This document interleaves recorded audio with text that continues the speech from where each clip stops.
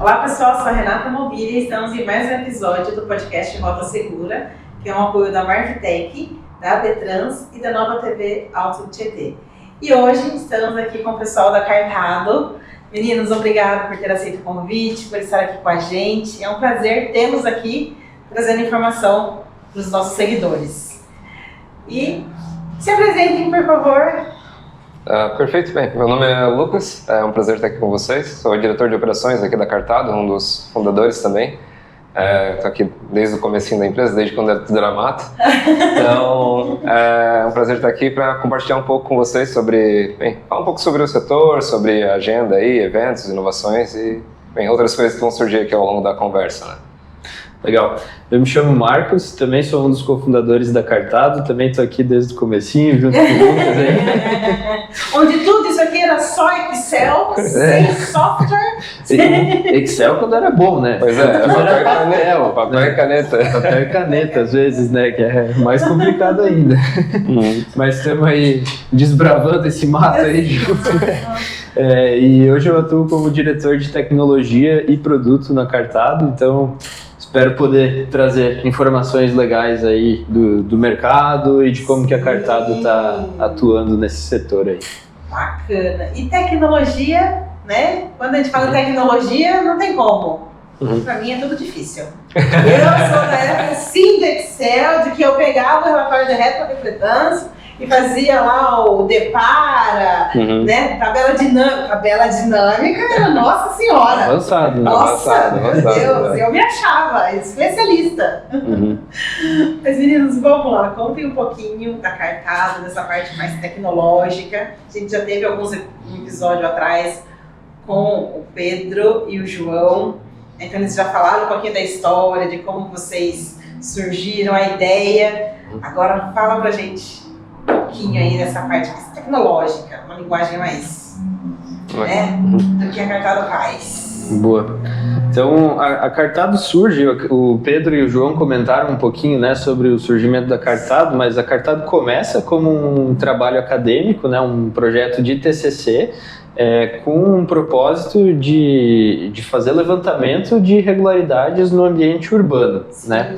Conforme a gente foi indo ao mercado e conhecendo um pouquinho mais sobre as necessidades reais, conhecendo o mercado de infra no Brasil, a gente viu que talvez não era essa a principal dor, né? Não adiantava a gente oferecer para o mercado uma solução de levantamento de patologia, porque depois a gente vai entregar o quê? Vai entregar uma planilha Excel de dados, e aí como é que trata isso depois, né? E o buraco era mais embaixo, vocês vão esse rolê. O buraco era um pouco mais embaixo, então a gente conversou com diversos setores, né, que poderiam utilizar os dados que a gente pretendia gerar e viu no mercado de concessões rodoviárias uma necessidade, um interesse muito grande em um sistema que faça a gestão de ativos, né, que organize todo o processo desses dados, desde o cadastro de um ativo, que na parte rodoviária pode ser uma ponte, uma placa, um taxão,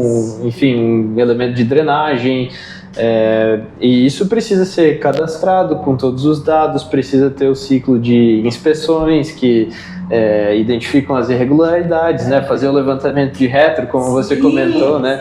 E aí precisa, a partir daí, ter uma forma fácil de tratar isso, né? De dar encaminhamento, de programar quais equipes precisam atuar em quais irregularidades, em quais questões que precisam ser melhoradas, fazer a priorização disso, distribuição dos trabalhos e manter o histórico todo organizadinho para a gente conhecer o que aconteceu naquele ativo ao longo do tempo e poder usar essa base robusta de dados para gerar mais valor para a companhia que está fazendo a administração desses ativos e para o usuário, né, na ponta, entregando mais segurança, mais conforto para quem está trafegando, né? Então, é nesse processo como um todo que a gente busca trazer recursos tecnológicos aí, né?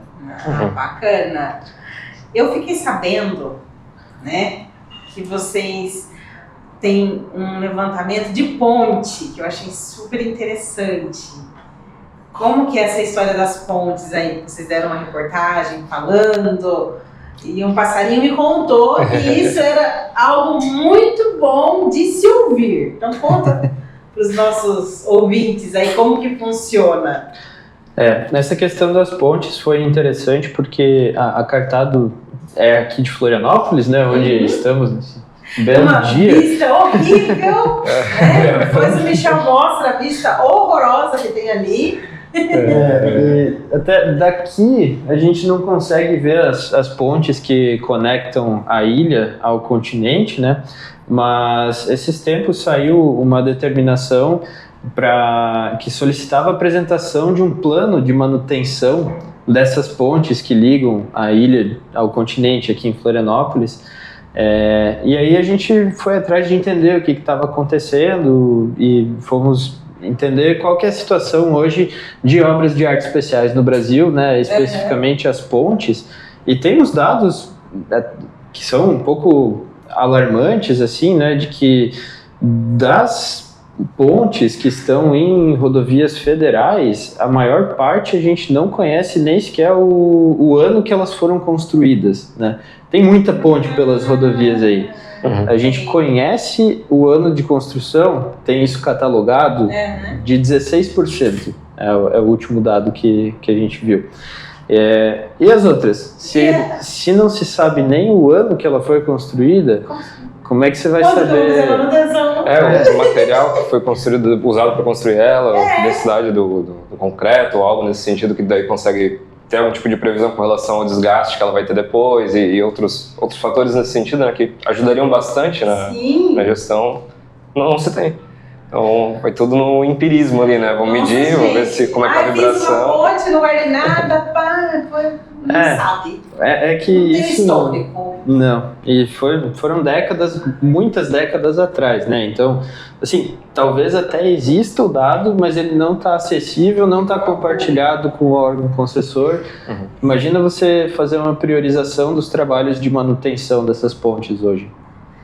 Exatamente, igual assim, muitas rodovias estão sendo concessionadas, né? A gente tem aí vários leilões acontecendo, principalmente Minas, Mato Grosso, né? Que eram rodovias públicas, né? Então acho que fazer esse controle fica mais difícil, porque igual vocês falaram, como que o outro... E inclusive nos contratos de concessão,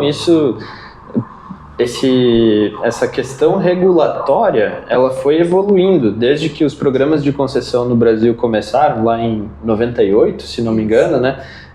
As exigências com relação ao cadastro dos ativos vêm evoluindo consideravelmente. Então, os contratos de concessão mais modernos, eles já requerem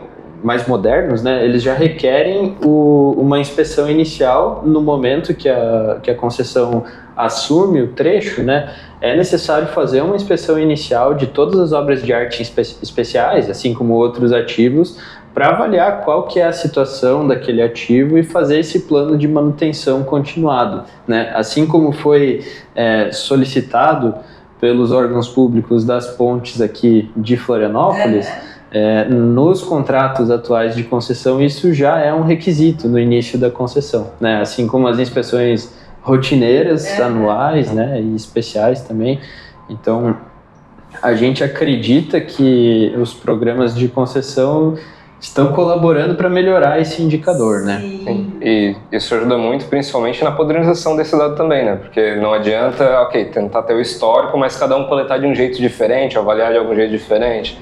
Então, já existe uma previsão para se coletar isso de forma, claro, contínua, mas que também esse histórico acompanhe o ativo de forma única e organizada para que quando eu extrair algum dado eu vou precisar de um parâmetro para avaliar, esse parâmetro seja olhado e medido da mesma forma, né? Não vou querer medir uma coisa em metros quadrados, depois em centímetros, depois em não sei, outra coisa. Nossa, é verdade, tem isso também, né? Essa padronização. Exatamente, isso ajuda bastante, principalmente depois quando a gente vai trabalhar com previsão daquilo, né, daquele ativo. Tá, como é que ele vai se comportar amanhã com base no histórico que eu já coletei até agora, né? Então, se eu tiver todo esse histórico e eu tiver tudo isso muito organizado, eu consigo fazer esse tipo de análise. Isso ajuda muito na hora de fazer uma gestão preditiva, economiza bastante. Né? Economiza bastante. E é bem isso, quando a gente vai, eu trabalho mais na rodovia, né? Então, mais, não tão por cima, mas realmente a gente vê que, por exemplo, quando a gente fala de dispositivo de segurança, para você colocar, tem lugar que você precisa colocar uma defensa, um terminal, você não consegue, porque a rodovia ela não foi pensada para esse tipo de dispositivo, porque ela foi construída há muito tempo. E eu nunca tinha parado para pensar nas pontes. Por isso que vira e mexe, cai uma por aí, né? Despenca outra. De fato, aconteceram algumas tragédias já no Brasil relacionadas a esse tipo de evento, né? E é bastante triste. Teve aquele evento mais recente lá no Tocantins, né?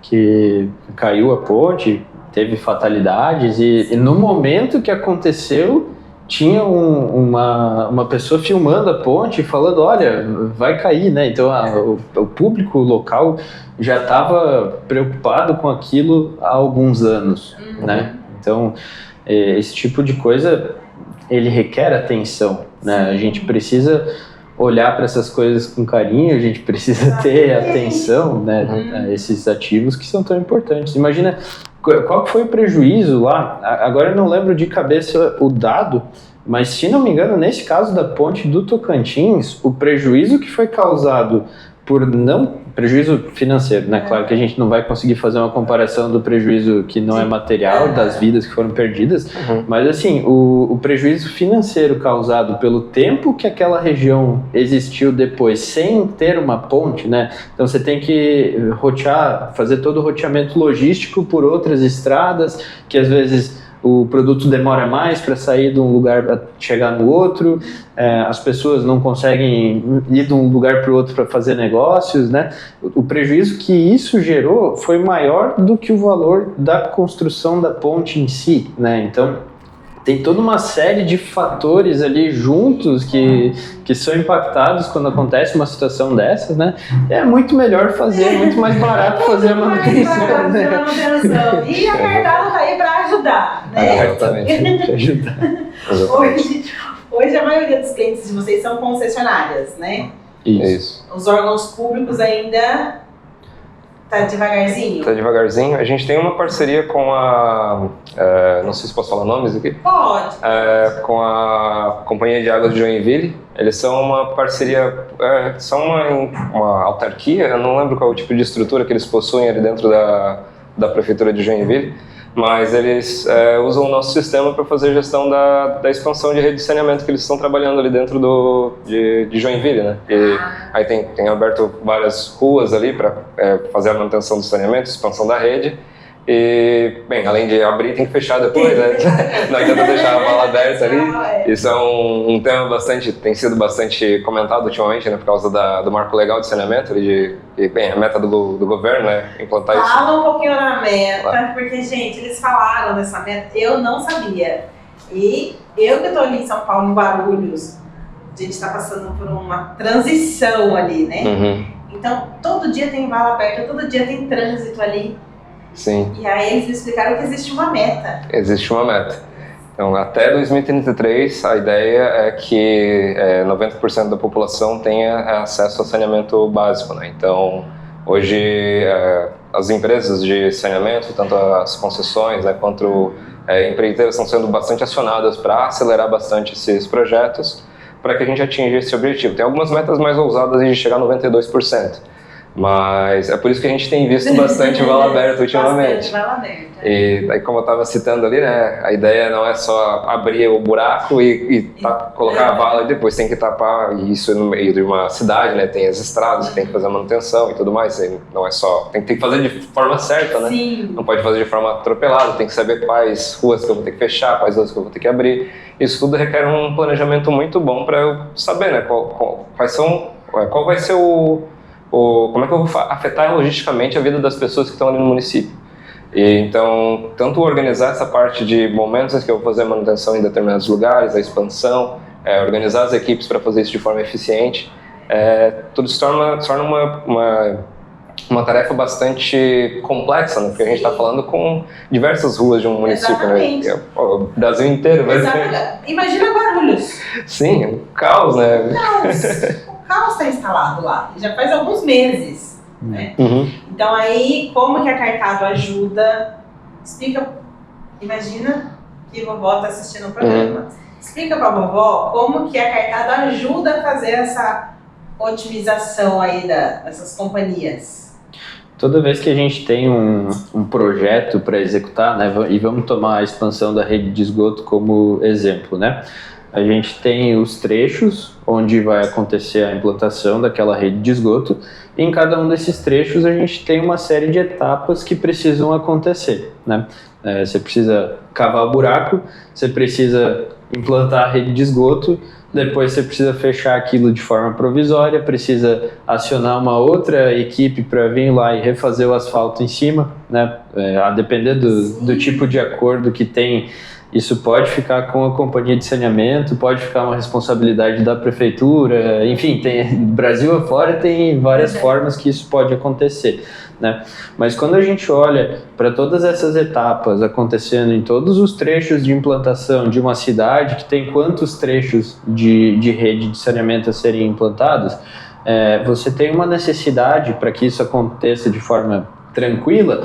A gente precisa controlar o que vai acontecer, em qual ordem. Então, através da plataforma da Cartado, a gente consegue trazer esse projeto para dentro do sistema e criar essas atividades do que precisa acontecer, registrando para quando que está programado certa atividade, quando que ela de fato aconteceu, ter todo o registro fotográfico de como que aconteceu, parâmetros de qualidade, de como é que ficou, né? E ter todo esse sequenciamento de tarefas de forma lógica, de forma a ter prazos eventualmente, né?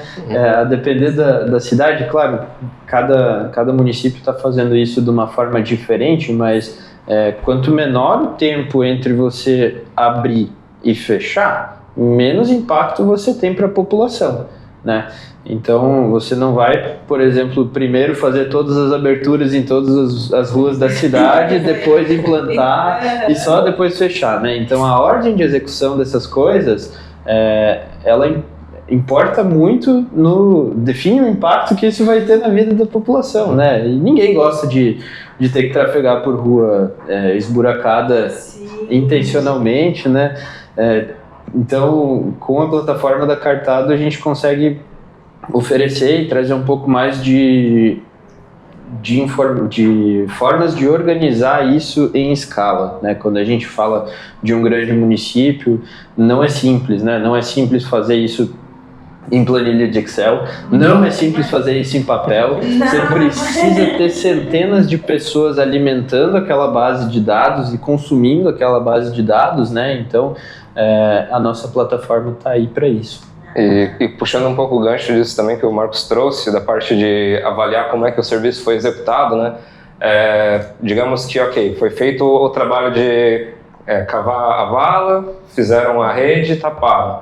Mas será que aquilo ficou bom? Vamos avaliar depois, né? Como é que vai ser avaliado? Porque está embaixo da terra? Vai ter que cavar de novo para... Então, é muito importante ter tudo muito bem registrado no momento da execução. Tudo muito registrado, organizado, fotografado, feito um laudo certinho para que não precise se abrir aquilo para ver se eu fiz. Fazer de novo aquele buraco ali. Então, toda essa parte do registro, para manter esse histórico muito bem organizado, a gente também tem dentro da plataforma. Então, o pessoal consegue ter essa noção assim de, nesse momento foi feita uma manutenção ali, foram feitos esses registros, esses foram os parâmetros coletados, né? Foi cavado nessa profundidade, estava nesse nível de elevação, porque se eu colocar uma elevação diferente, pode ser que a água ou o esgoto não escorrem de forma correta. Então, tem todos esses parâmetros que o pessoal de campo coleta e registra dentro do sistema para não ter esse histórico e entender, ok, ali foi feito com qualidade, então está aprovado. Não vamos precisar abrir aquele lugar de novo para ver se tá ou não. Que legal. E além de rodovias, essa parte de saneamento, onde mais a Cartado entra? Porque confesso que está sendo para mim novidade. Eu achava que vocês estavam só em rodovia, né? E está sendo assim um descobrimento. Onde mais vocês conseguem, o que mais vocês conseguem prever? Conta pra gente. De fato, a gente começou em rodovias, né? E hoje a maior parte das empresas que a gente atende estão no mercado de concessão rodoviária, mas já faz um tempo que a gente tem se posicionado como uma plataforma para gestão de ativos de infraestrutura, né?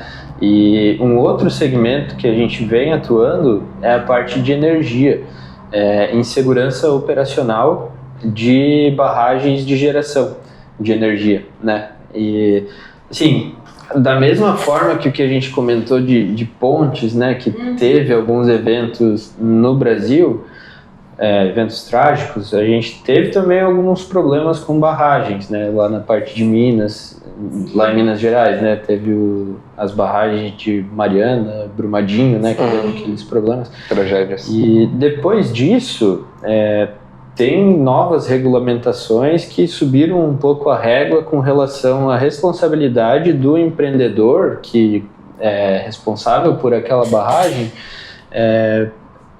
do que precisa ser feito em relação às pessoas e à área que poderia ser atingida, né, caso tenha um problema com a barragem.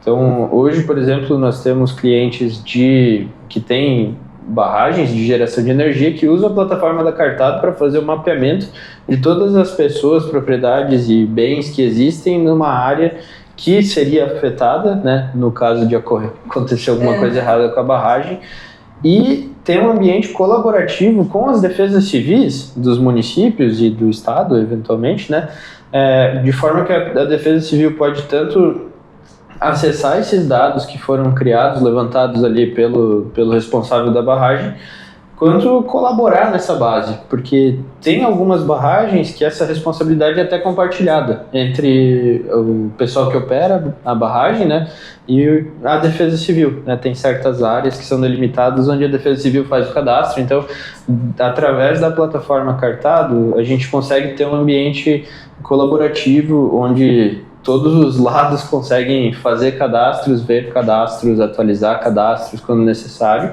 E, assim, claro, a gente espera que não aconteça, né? Mas num eventual problema, ter como consultar quantas pessoas existem em cada região, se tem alguém com dificuldade de mobilidade que precisa ser resgatado de helicóptero, por exemplo, alguma coisa assim, né? Então, tá vendo? É muito importante para a Defesa Civil ter acesso a esses dados, né? A gente está dando um pouquinho mais de zoom aí nesses cadastros, né? São os cadastros populacionais, como o Marcos estava comentando, o cadastro das residências também, como algumas barragens são em áreas rurais, cadastro do que o pessoal tinha de animais, de estimação. Nossa, ou de... gente. É um cadastro bem complexo. Né? Além, claro, Bem, a gente tem essas zonas que são afetadas, né, em casos de desastres, que são cadastradas no sistema para que a Defesa Civil saiba quais são as pessoas que estão em determinadas regiões para um resgate. E também é um registro de quais são as rotas de fuga que essas pessoas precisam percorrer, né? O que devem estar sinalizadas para que a população saiba percorrer em caso de um desastre desses. Porque em caso de um desastre a pessoa nem tem tempo de pegar as coisas, né? Exatamente. Chamar o pessoal e sair correndo para algum lugar seguro. Então esses lugares precisam estar muito bem sinalizados. E daí todo esse cadastro de quais são essas rotas, se elas estão bem sinalizadas e estão organizadas ali, a população está informada sobre elas, também é realizado dentro da plataforma. Olha, eu recentemente fui para Minas e eu vi umas plaquinhas de rota. Daí eu perguntei ao pessoal o que é isso. Aí eles explicaram que é o risco da barragem se romper e toda aquela água descer E levar, inclusive, rodovia. Uhum. Então aí tem ponto de encontro. Isso. Ponto de encontro e rota de fuga. Que ideia disso, gente. É. Tá vendo? O ponto de encontro, geralmente, ele fica localizado numa parte estrategicamente posicionada ali que não pega o problema, né? É o ponto mais próximo que não vai ser atingido, né? Então, o pessoal faz todo um mapeamento e isso está dentro do que se chama Plano de Ação de Emergência para barragens, né? O PAI, que algumas empresas chamam, né? Então, tem toda a delimitação de pessoas que estão nessa região aqui, pegam essa rota de fuga para chegar nesse ponto de encontro, né? Isso precisa ser otimizado para ser o menor caminho que essas pessoas consigam fazer com maior facilidade, né? E vale comentar também, dentro dessa parte de geração de energia, né, nas hidrelétricas, tem uma outra questão interessante que é com relação à gestão ambiental e fundiária, né? Que a plataforma da Cartado tem sido usada também. Você sabia que, a depender do tipo de ocorrência ambiental que acontecer no reservatório de uma hidrelétrica, o empreendedor pode perder a licença de operação? Eu não sabia. Relacionado Eu percebi que ela ficava monitorando. Tudo muito aprendizado, confesso. Talvez dando uns passos para trás, então, assim como a gente comentou, né, sobre o pessoal em rodovias ter que monitorar as estradas para ver se tem buracos ou não, o pessoal em rodovias carro dirigindo, viu um buraco, para, sem cartado, anota em papel e caneta para depois digitalizar, com cartado vai lá no aplicativo já, né?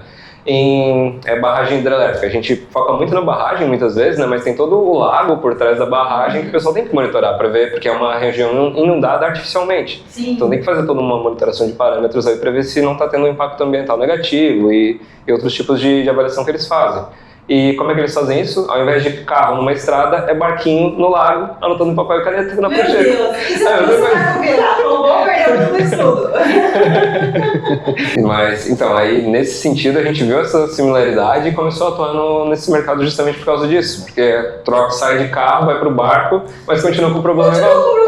Tem que monitorar para ver quais são os animais que estão circulando por ali, monitorar a qualidade da água, ver os bichinhos, vocês. Ver se, por exemplo, tem o cercado do reservatório, né? Se ninguém ali ultrapassou aquele cercado, se ninguém fez alguma rampa para colocar um barco, né? Se é um barco de forma ilegal, porque tem os acessos na rodovia, né? O pessoal faz estrada para essa rodovia. Exatamente, que é colocar o barquinho dele lá. Isso. Aí tem que fazer isso de forma registrada junto com a companhia que está fazendo a gestão ali. Então tem todos esses monitoramentos que eles fazem. Daí isso entra o que o Marcos estava comentando. Aí agora que eu dei todo esse contexto Não, mas é bem isso que o Lucas comentou. Se tem certos tipos de ocorrências que podem acontecer, né? O Lucas estava comentando do pessoal construir coisas, colocar o barco ali, né? Pô, não pode, mas às vezes o pessoal faz, né? Constrói churrasqueira, trapiche, coisas de lazer. E por mais que tenha uma intenção de que a população ali em volta seja beneficiada pelo reservatório de alguma forma, né? Não pode ser de forma desenfreada, tem que ter autorização, né? Tem todo um monte de trâmite ali. Então, esse processo que o Lucas comentou de fiscalização fundiária, né? É isso aí mesmo. O pessoal, com uma certa frequência, sai de barco ali e vai levantando o que tem de irregularidade, de ocorrência patrimonial, que o pessoal chama, né? Assim como as ocorrências ambientais. Então, são duas coisas que acabam sendo responsabilidade de quem está operando a barragem cuidar disso e garantir que, beleza, construir uma churrasqueira ali onde não pode, a gente sabe que o pessoal gosta de fazer um churrasquinho ali e tal, né, se divertir, mas tem que regularizar, né? Então, é muito importante o empreendedor que cuida da barragem ali, né, da usina, ele precisa mostrar para os órgãos competentes que ele está seguindo todo o procedimento para garantir que aquele empreendimento seja ou regularizado ou removido, né? E através do nosso sistema eles conseguem ter isso tudo, além da eficiência operacional, né, de fazer registros digitalizados já a campo, né, no aplicativo, eles têm essa base de dados que eles podem usar como comprovação e obter segurança regulatória, né, junto com os órgãos que regulamentam eles para comprovar, olha, De fato, eu fui lá, eu entreguei a notificação para o cidadão ali que construiu a churrasqueira dizendo que está errado e os passos que ele tem para corrigir, né? Tem toda essa questão, algumas responsabilidades que o pessoal tem que a gente não imagina, muitas vezes até ir lá e conhecer. Exatamente, até viver, né? Uhum. Gente, conversando com vocês assim, eu tenho certeza que logo vocês vão estar monitorando até avião. Se copiar. Avião, ainda não sei, mas aeroporto. Isso, eu não duvido. Porque pensa, né? Aeroporto tem todo o espaço do pavimento ali nas pistas, tem todos os trincas que tem que ficar monitorando para fazer reforma e tudo mais. Vou lidar com a planagem que dá igual rodovia. São coisas que a gente já sondou, sabe? Ferrovia. Com certeza. Portos, são coisas que a gente. Não dá um jeito. E é rápido. Uhum. Pra quem tava só preocupado com o buraco, olha onde vocês chegaram. Uhum. É uma série de outras coisas que a gente vai descobrindo, né? Você resolve um problema e descobre mais 5. Exatamente. Né? E é isso. Eu acho que isso é o legal. Você consegue fazer. Você tinha um problema, aí você trouxe a solução, mas para os outros também, né? De verdade. Parabéns para vocês, viu? Obrigado. Eu falei, eu ouvia falar de vocês, eu sabia desse monitoramento, assim, dessa gestão, cara, mas eu não imaginava que vocês iriam tão além, né? Parabéns por essa desenvoltura, assim, essa vontade de ajudar. Obrigado. Agora, voltando para a tecnologia, agora aquela pergunta, e a inteligência artificial? Como que vocês têm lidado com isso? Porque agora tem o ChatGPT. Ele é meu fã. Ele sabe de todas as entrevistas, de todos os meus trabalhos, ele sabe mais de mim do que eu mesmo. De tanto que eu pergunto. Como vocês têm lidado com isso no sistema de vocês? Esse é um ponto muito interessante, né? Porque o jeito que isso cresceu no último ano, né? No último ano? 1 ano, 2 anos atrás, não tinha ChatGPT, ou a gente não usava. Eu já me pergunto como que a gente vivia sem. Então, e aí todo mundo está apresentando, né? Todas as empresas que desenvolvem software estão correndo atrás das melhores formas de embutir inteligência artificial dentro do produto, né? E o que a gente tem olhado muito, assim, a gente tem visto os artigos que as maiores empresas de consultoria lançam, né, de análise do mercado, de quais projetos de inteligência artificial que estão dando certo, quais que não estão dando certo. Os que não estão dando certo, por que não estão dando certo? E muitas vezes o pessoal fala de falta de objetivo claro. Então, por exemplo, querer utilizar inteligência artificial só por usar, mas sem focar em resolver um problema real. O pessoal comenta também dos custos, né? Querendo ou não, embutir IA no produto é caro. A gente consegue entrar lá no ChatGPT e tem um plano gratuito, né, para você usar de graça, mas chega um ponto que ele te limita e aí você tem que pagar, né? Então, da mesma forma, funciona quando a gente tenta embutir esse tipo de tecnologia na nossa plataforma, no nosso produto, isso custa caro. Então, tem que ter um retorno do investimento, a gente tem que estar resolvendo um problema do nosso cliente que faça ele economizar dinheiro suficiente para justificar uma aplicação de inteligência artificial, né? Mas a gente está olhando muito para modelos de desempenho, por exemplo, o que a gente estava comentando antes sobre coletar uma base de dados e ter uma base de dados sólida, padronizada, né, que o Lucas comentou também.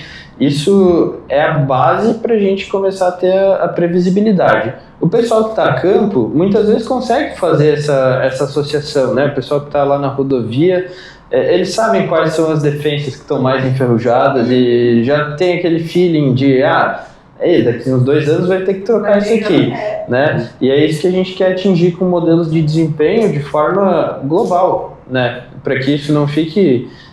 esse conhecimento não fique concentrado só na cabeça de quem está e o pessoal não consegue ter esse conhecimento de todos para fazer, por exemplo, uma priorização, né? Então, quando você pega uma base de dados sólida e cria modelos de desempenho prevendo quando que aquilo lá vai dar problema e vai sair dos limites ali de operação e vai precisar ser trocado, a gente consegue, por exemplo, começar a impedir ou tirar a necessidade, né, de fazer monitoração de certos ativos. Você já sabe que vai precisar trocar, então troca antes e depois faz a monitoração, né? Você sabe que ele vai estar ruim, vai precisar, não tem motivo de você ir a campo, gastar dinheiro, fazer a monitoração daquele ativo, você já sabe que vai precisar trocar, né? Então a gente está olhando muito para isso, a gente acredita que ali é um ponto que a gente consegue economizar dinheiro para os nossos clientes. E quando você fala economizar dinheiro aqui, ó, o povo vibra, né? É incrível. Tem que ser. Tem que ser. E a gente tem também olhado para formas de fazer o nosso usuário conversar com os dados do sistema do mesmo jeito que a gente conversa com o ChatGPT, para poder conversar com a base de dados, né? Então, para o gestor que está no escritório acompanhando várias equipes de campo, né, que fazem vários tipos de serviço, ele precisa saber acompanhar como é que está a produtividade dessas equipes, qual tipo de contrato que faz mais sentido para ele em determinados trechos, né? E às vezes é complicado você pegar esses dados, baixar, criar gráficos, então a gente está querendo automatizar isso um pouquinho e transformar numa interface estilo ChatGPT, isso aqui dentro da Cartado, né? Para quem está ali buscando essas informações, pode perguntar para o sistema como é que foi a produtividade dos meus times de roçado no trecho 1, na semana passada, por exemplo. E aí o sistema retornar um gráfico mostrando ali a área roçada, né? Ou então até o trecho, o comprimento do trecho. É para isso que a gente está olhando também. Tem outro aspecto da IA que é muito interessante, que é usar a IA para otimizar o nosso próprio processo interno, né? E Lucas, talvez a gente possa falar um pouquinho mais sobre isso. Vamos lá, acho que antes de tocar para esse assunto de melhoria de processo interno, falar um pouquinho sobre essas coisas que eu trouxe de modelo de desempenho, né? Acho que a gente fica às vezes pensando, mas se eu pegar placas, por exemplo, para fazer análise de modelo de desempenho de uma placa, por que eu preciso de tudo isso, né? Não é só eu acompanhar a vida útil de uma placa, eu vou ter para todas e é isso e pronto. Aí a gente tem que pensar que, por exemplo, aqui no Brasil a gente trabalha com uma extensão continental, né? E a gente tem aqui, por exemplo, placas, a gente está no litoral, tem maresia, tem uma intensidade de sol diferente do que no Nordeste, no Centro-Oeste, então são características específicas de cada região que vão afetar o desempenho de cada um desses ativos. O asfalto aqui é feito com pedras que são extraídas dessa região, com areia, então o material usado é tudo da região, né? Então eu preciso do histórico daquela região para conseguir ajustar o meu modelo e ter uma previsão mais clara de quando ele vai se desgastar e quando eu vou precisar fazer uma manutenção. É igual a defensa metálica, ela é galvanizada, então ela tem uma... Aí o pessoal pergunta, quanto tempo dura uma defensa? A gente fala exatamente isso, depende muito. Exato. Se você está numa região de serra, ou igual Minas, que é muito minério, muita coisa, você vê que ela fica mais suja, assim. A área mais litorânea tem a maresia e ela vai enferrujar mais rápido. Por mais que o galvanizado dê uma durabilidade maior, não tem como. Essa maresia vai corroer. Exato. E é justamente isso que a IA auxilia muito, a gente conseguir identificar esses padrões regionais, não precisar ficar tentando elaborar uma equação matemática de alguma coisa. A gente pega o histórico daquele ativo, avalia quanto que ele dura com todo o histórico dele, toda a base de dados que a gente tem massiva, e com isso a gente extrai esses parâmetros de desempenho, né, e vê como que um outro ativo colocado naquele mesmo lugar com condições parecidas vão se comportar. Então, com isso a gente consegue muito essa visão, né, que é difícil sem essa capacidade tão grande que tem de trabalhar com dados. Então, esse é um dos grandes pulos aí que eu vejo e estou bastante ansioso para ver isso rodando muito bem, né. E sobre esse outro ponto que o Marcos comentou do chat ali, né, mesma coisa, né, o pessoal às vezes tá ali atarefado no dia a dia, querendo montar relatórios, tudo mais, um gestor está querendo montar algum relatório, o pessoal de escritório está coletando dados, digitalizando alguma coisa. Perguntar alguma coisa ali pro chat ao invés de perguntar para alguém que vai ter que parar a sua atividade, dá muito mais qualidade de vida. Sabe que há 15 anos atrás a gente fazia isso, tá? O seu diretor quer ir numa reunião e quer uma informação agora. Exato. Já. Não é só 15 anos atrás, isso acontece hoje com muita gente. E é isso que a gente está olhando. E aí você fica nervosa, meu Deus do céu, por onde eu pego? O que eu salvei? Onde está esse dado? O que eu vou cruzar? Onde eu salvei? O tal onde eu salvei, cara, se bobear, olha, até hoje tem coisa que eu não achei que eu não sabia onde salvar. Quando salvou, né? Quando salvou. E quando você estava fazendo ali um relatório e de repente acabava energia? Nossa. Mas muito demais. Há 15 anos atrás não era computador. Cara, você perdia tudo. Quantas vezes? Então é qualidade de vida, é isso que a gente busca entregar com isso.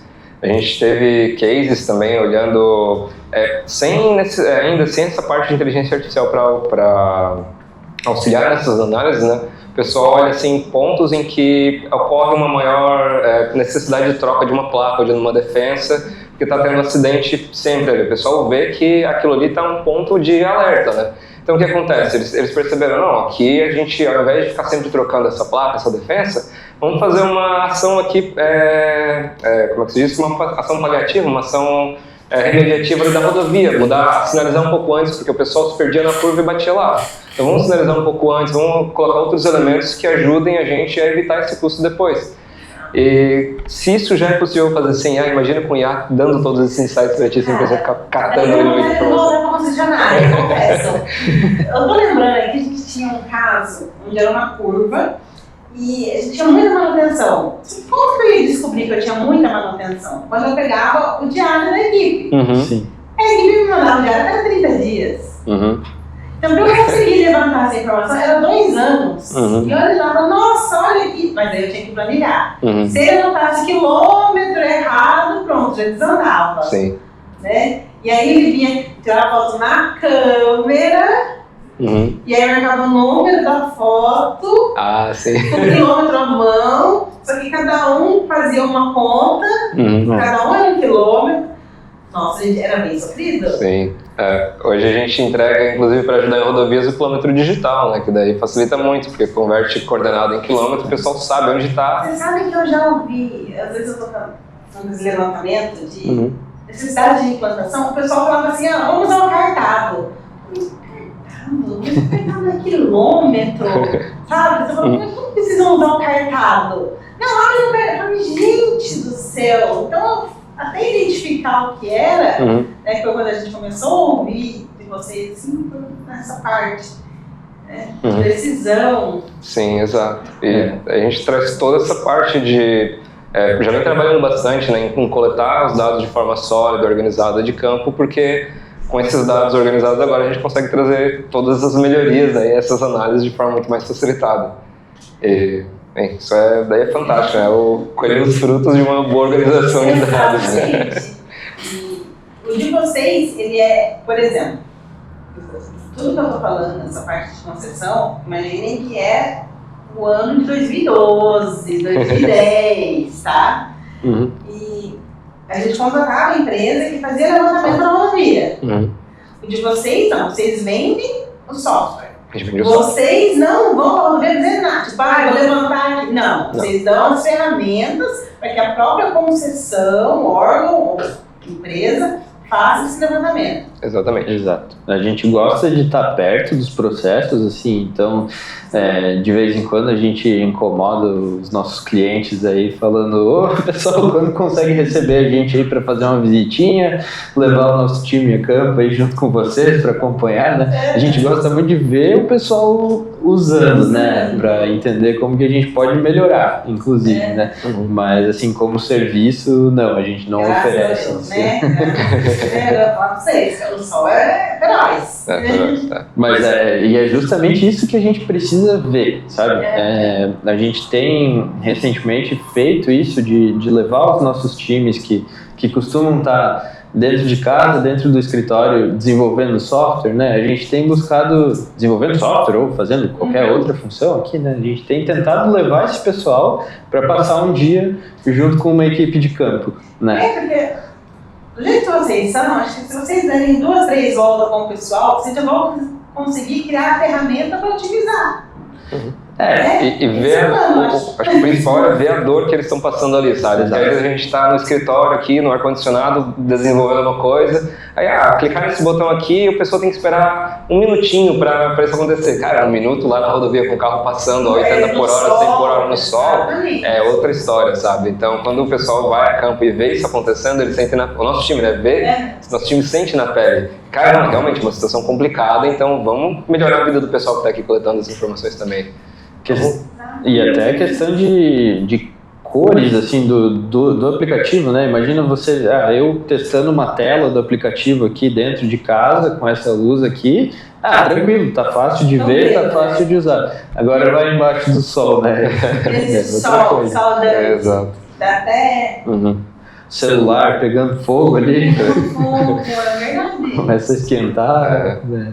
Isso é legal.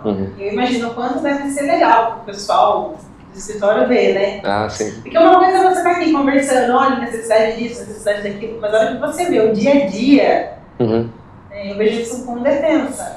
Às vezes eu falo, projeto de implantação. Por mais que seja fácil para mim, para vocês, olhar um desenho, cara, eu tenho gente na rodovia que olha o desenho e não entende. E realmente não entende, né? A gente tem esse desafio constante de criar uma linguagem fácil para aquela pessoa que vai de fato, né, o final. Sim. Isso essa é uma dificuldade, mas a gente vê que é assim que a gente consegue de fato fazer mudanças, né?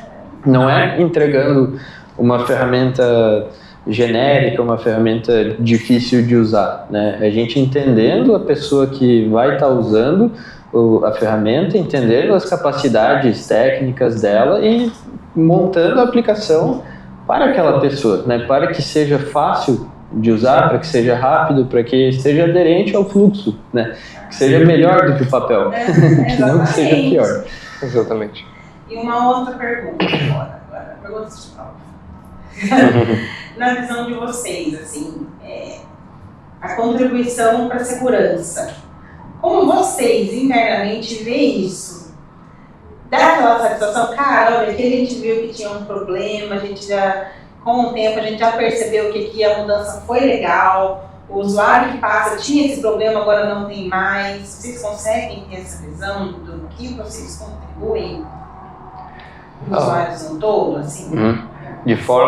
Acho que de forma mais clara eu já vejo, por exemplo, no próprio exemplo que eu citei aqui agora há pouco, né, o pessoal que estava fazendo a gestão do ativo numa determinada curva viu que estava tendo acidentes frequentes e fez aquela otimização na pista para tanto evitar acidentes e ter evitar tragédias, né, quanto por questões econômicas também, mas que isso tudo beneficia o usuário final que está lá trafegando pela rodovia. Claro, quem é que não gosta de trafegar numa rodovia muito bem sinalizada? A gente olha aí, e é uma diferença bastante notável entre rodovias concedidas e não concedidas, né? A questão de pintura da sinalização horizontal ali, bastante desgastada quando não está sendo feita uma manutenção constante, sinalização vertical também quando não está tão bem sinalizada. Então, eu não vou dizer que, claro, todas essas coisas são por conta única e exclusivamente da cartada, mas assim que a gente contribui bastante para perceber esses probleminhas e otimizar a gestão disso, né? Então, ao invés de eu ter vários buracos, a pista sendo fechada diversas vezes, né? Para tapar vários buracos que às vezes estavam perto ali, vamos programar para tapar um buraco aqui, depois tem outro buraco na frente, vou fechar a pista de novo. Não, eu vejo que tem vários numa sequência, eu já me organizo para tapar todos e tudo fica liberado mais cedo para o usuário final. Então toda essa parte de logística aí ajuda bastante, eu vejo bastante esse impacto. Uma coisa que existe nos concessionários é a briga da engenharia com a conservação. Você Vou te contar como quem viveu isso. Você eu era da conserva, então eu tinha o relatório de retro, eu tinha os pontos que eu tinha que executar a pintura, certo? Então eu coloquei a pintura aqui hoje, pintei esse trecho hoje. Sim. Amanhã veio Sim. pessoal da engenharia e faz o quê? Abre uma vala ali onde eu acabei de pintar. E aí eles vão abrir aquele buraco, vão fechar aquele buraco, eles vão virar de qualquer jeito. E aí a gente passa para a diretoria que você executou, ou para a ARS, ou o órgão fiscalizador, seja lá quem for, fala, cara, você não pintou. É pior que quando a gente apontou. Sim. O sistema de vocês conseguem fazer isso? Tem duas coisas interessantes nesse ponto aí, que é o seguinte. O primeiro ponto é a comprovação do serviço, né? Então, por exemplo, o serviço da conserva em si, no momento que você executa ele a campo, você tira a foto no momento que está executado, então você teria pelo menos a comprovação para dizer, não, eu fiz, aqui a gente está fazendo uma outra coisa depois, né? Mas a comprovação do serviço, pelo menos você teria. E essa questão de integração com a engenharia é um grande desafio mesmo. Porque a gente teve inclusive mesa redonda de conversa que a gente promoveu em eventos aí do pessoal das próprias concessões comentando sobre essa dificuldade, porque muitas vezes não é por querer, né? É que é muito dado, muita gente trabalhando no mesmo ativo e é difícil você coordenar, né? O que a gente está prevendo agora para o futuro, a gente está vindo ao mercado com uma solução de gestão de obras também, que vai abranger um pouco mais os processos do pessoal de engenharia, e aí a gente pretende, dentro da solução de obras, ter todas as etapas da obra, né, de um projeto ali que esteja sendo executado. No sistema de gestão de ativos, ter todo o planejamento da conserva e identificar potenciais problemas, né? Então, e principalmente o custo, né? Porque se você sabe que amanhã vai ter uma intervenção na engenharia, cara, você segura, eu não vou executar hoje. Eu não sei que amanhã a engenharia vai ter, então depois de amanhã eu executo, que daí eu tudo direito. Isso é uma briga de anos, né? Sim. De anos, luz. E é importante, né? Porque você economiza um serviço que às vezes poderia... Isso é um exemplo só de 2 serviços, né? Mas você pode ter várias coisas. Exatamente. Sim, já ouvi casos ali de defensa metálica ter sido instalada, toda a parte de sinalização vertical. Exato. Aí arranca todo, refaz tudo, e daí, cara, prejuízo milionário ali. Existe muito, principalmente nessas novas concessões. Começou a concessão, ele está implantando defensa. E aí, uma das implantações iniciais, assim, que é prioridade, é proteção de árvore. Então, gasta-se milhões protegendo árvore. Isso já aconteceu. De a gente ter participado de implantação de quilômetros de árvore. Um ano depois você volta, não tem uma árvore. Porque foi feito um outro serviço em cima? Porque eles simplesmente cortaram a árvore. E aí a defesa não se faz mais necessário. E aí você pagou para implantar, você pagou o material, você vai pagar para remover. E nem sempre quem remove vai ter o cuidado de remover de forma que dê para você reutilizar depois. Então, assim, às vezes a gente olha, óbvio que para martelo que vende, ok. Mas você fica pensando, cara, esse dinheiro podia estar sendo investido em uma outra coisa. Né? Exatamente. A eficiência operacional beneficia todo mundo que está envolvido, né? Se você deixar de gastar dinheiro naquilo, você vai colocar em outra coisa, vai beneficiar a companhia, vai beneficiar o usuário, vai beneficiar os fornecedores, né? Porque você vai ter... A companhia vai ter uma segurança maior ao contratar um fornecedor, seja de equipamento ou de mão de obra, de que aquilo está, de fato, gerando resultado, né? Então, isso é muito interessante, beneficia todo mundo que está envolvido, né? Exatamente. E, meninos, e para o futuro? Vocês já falaram de ferrovias, né? Sim, a gente está sondando levemente ferrovias, olhando para obras, principalmente que o Marcos comentou aí agora, e saneamento, estamos olhando forte, e energia. São esses principais mercados que a gente tem sondado. Em termos de mercados e em questão de tecnologia também, uma coisa que a gente não chegou a entrar na conversa de hoje é o BIM, né? BIM é uma coisa que está muito quente, né? Virou requisito contratual, né? Recentemente aí nos editais de concessão mais recentes. E o que é BIM, né? É difícil. Explica para a vovó que está assistindo o que é BIM. É difícil ter uma definição só, porque é uma coisa muito ampla, né? Mas o pessoal associa principalmente a você ter um modelo 3D. Então, para a vovó que está ouvindo, imagina que tem a ponte lá e em casa eu tenho uma ponte de Lego, né? Tem uma maquete da ponte ali, só que dentro do computador, onde eu posso ver certinho, tem um problema? Eu consigo ver certinho aqui no modelo aonde que está aquele problema, né? Consigo acompanhar uma construção, por exemplo, o pessoal está construindo a ponte lá e eu aqui no computador consigo ver um modelinho, uma maquetezinha da ponte construindo também, né?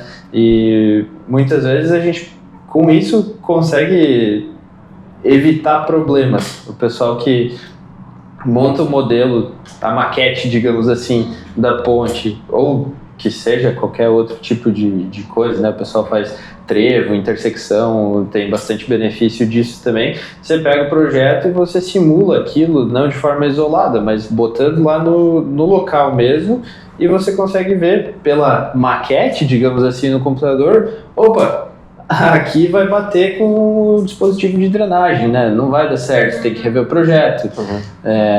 Conforme vai tendo esse tipo de coisa antes, né? Antes de você começar a construir, você consegue agir preventivamente para evitar problema, economizar dinheiro. Sem falar no depois, né? Porque o BIM ajuda muito também na parte da manutenção. A gente tem ali a ponte, está construída. Agora vamos ver como é que está a qualidade de um determinado pilar, se ele teve alguma trinca no passado ou não, né?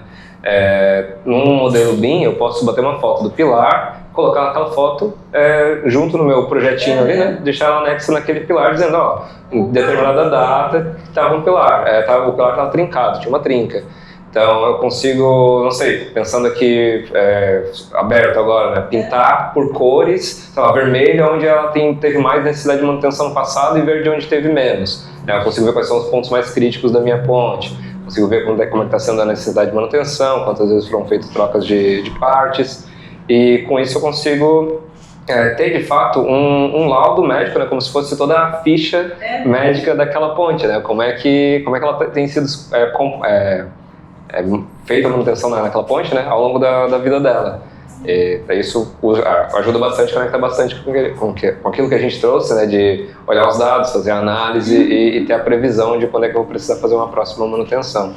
Então, isso vem muito com o que o pessoal chama de gêmeo digital, né? Eu tenho um irmão gêmeo da ponte, uma irmã gêmea, a ponte, né, mas uma irmã gêmea em formato digital para saber como é que ela está. Eu não preciso ir lá na ponte para ver como é que ela está, porque alguém já está coletando essa informação, eu vejo ali no programa e é como se estivesse lá. Consigo mexer só na maquetezinha. Consigo mexer na maquete. Gente, não. Eu confesso que eu invejo esse povo da tecnologia. Confesso. Olha, tiro o chapéu para vocês. É bem legal ver isso avançando. Mais alguma coisa que vocês acham que é relevante para falar, que a gente esqueceu? Falando de futuro também, né, a gente não pode deixar de falar sobre... A gente discutiu bastante sobre inovação, tecnologia, envolvimento do setor. A gente também puxa eventos, né, dentro da... Sim, não pode deixar de falar do nosso Infratech. Exatamente. Então, a gente promoveu um Infratech em 2024, a ideia é fazer mais um em 2026, no final de 2026, em novembro. Então, é um fórum que a gente reúne e troca ideias sobre o setor inteiro de infraestrutura, envolvendo as concessionárias, envolvendo os órgãos, envolvendo outros stakeholders, né, fornecedores também, para ter uma troca aberta assim de como é que são as tecnologias que estão sendo empregadas e o que está dando resultado, o que não está dando, como é que o pessoal vê a regulamentação aí no futuro, quais são as ideias que estão surgindo, até mesmo para que todo mundo entenda o que é possível fazer, né? E todo mundo se beneficie disso, porque a gente vê isso acontecendo, às vezes o pessoal é bastante colaborativo, né? Só que às vezes falta um espaço mais aberto para discutir e trazer todo mundo que às vezes está começando, está querendo entender assim, veio uma concessionária, como é que funciona? A nova geração que está entrando. Exato, e daí, cara, como é um mercado muito conectado, né? Todo mundo se conhece ali, quem é novo ainda precisa se conhecer um pouco, cara, a gente traz todo mundo aqui e rola uma conversa muito boa, sem falar que é Florianópolis, né? Florianópolis. Pessoal vem de bom gosto. Eu não vi na de 2024, mas eu vou falar bem. O pessoal gostou de vir, Foi viu? bem legal. Então, e é um evento que é aberto para todo mundo. Como que funciona? Estou assistindo um programa. Eu gostei dessa ideia. Quero ir. Como é que eu faço? Vou me inscrever, tem que ser convidado, certo. tem que pagar convite. Se eu não me engano, tem uns convites. Acho que foi por convites do ano passado. 24 a gente vendeu, mas a gente vendeu ingresso também. Vendeu ingresso? A gente... bom, daí depois corta essa parte. Eu não tenho certeza se 26 vai ser igual, mas eu acredito que sim. A gente ofereceu convites para os clientes e potenciais clientes, né? Mas também público geral. Ficar atento nas redes sociais, melhor, né? Isso, ficar atento nas redes sociais e talvez colocar um vídeo, porque a gente pode talvez colocar um vídeo divulgando aqui no corte do próprio evento aqui do Foi 24. Colocar, como foi do 24, ficar dentro das redes sociais. Isso. E qual mais? Tem mais eventos.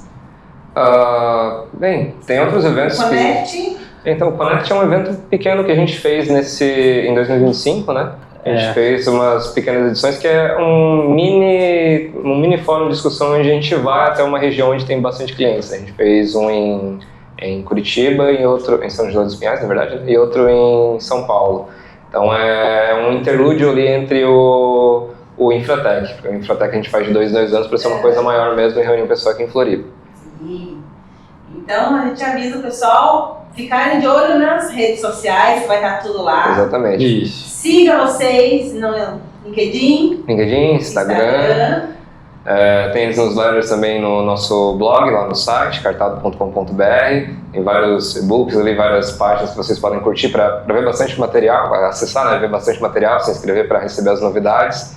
Então, estando em algum desses canais aí, vocês com certeza vão receber informações sobre os eventos aí que a gente vai estar promovendo. E outras informações, né, sobre... como o Lucas comentou, a gente tem bastante coisa de e-book, de mini curso que a gente tem promovido para, de fato, educar o setor, né? Aumentar o... Estamos precisando, né? Dessa educação. Exato. Inclusive, a gente acredita muito nisso. É a nossa vertente que a gente chama de educartado. Educação, né? Educartado. A gente tem pego bastante forte para trazer esse tipo de conhecimento para o mercado, né? Que quanto mais gente tiver capacitada, melhor, né? Melhor, exatamente. E leva informação, né? Eu acho que isso é muito bom. Meninos, muito obrigada. Foi um prazer estar com vocês. Espero vê-los em breve, né? E nosso podcast está aberto para vocês sempre. Foi muito bom esse bate-papo com vocês. Muito obrigada. Muito obrigado, Rê. Muito bom conversar contigo aí. Muito obrigado. Obrigada. E até o próximo episódio.